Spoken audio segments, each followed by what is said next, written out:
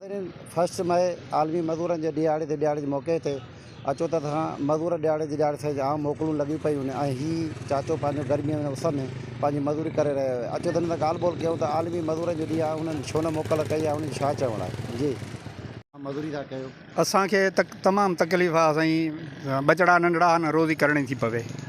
ऐं आलमी ॾींहं इहा बि ख़बर आहे त सरकारी मुलाज़िम बि सभु मोकल कयूं वेठा आहिनि। महांगाई एतिरो तंग करे छॾियो आहे जो असांखे बेरोज़गारीअ जे करे अॼोके ॾींहं में मज़दूरी करणी थी पए। पर छा कजे जो रोअण बि अचे थो त असांखे आलमी ॾींहुं मज़दूरनि जो बि ॾींहुं आहे, पोइ बि छा कयूं, तकलीफ़ आहे घर, इन जे करे असां मज़दूरीअ ते आया आहियूं। छा मैसेज ॾियणु चाहींदव हुकूमत खे? हुकूमत खे घुरिजे त महांगाई घटि करे ऐं असांजूं के सहूलियतूं मज़दूरनि जूं करे मुहैया करे त महिरबानी थींदी। इन करे त वा सरकार मिसाल नथी सस्ता करे, असां मज़दूरी तंहिं था कयूं कुझु माना सस्ता करे, सम्झी था त असां बि त कुझु सुकून कयूं नी।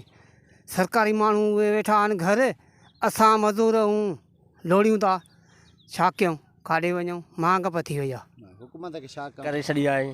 ऐं ॿियो त पहिरीं मई आहे, असां सरकारी ड्यूटियुनि खे उन्हनि खे बि मोकल आहे। असां ग़रीब माण्हू बचड़े वारा आहियूं बाबा, उन्हनि जे लाइ बि बंदोबस्तु करणु, उन्हनि हितां कमाए वेंदा बाबा, बचड़नि जो पेट पालींदासीं। हुकुमराननि खे इहा घुरिजे त बाबा महांगा घटि करनि, छो त असां पंहिंजे बचड़नि सां वक़्तु गुज़ारे सघूं।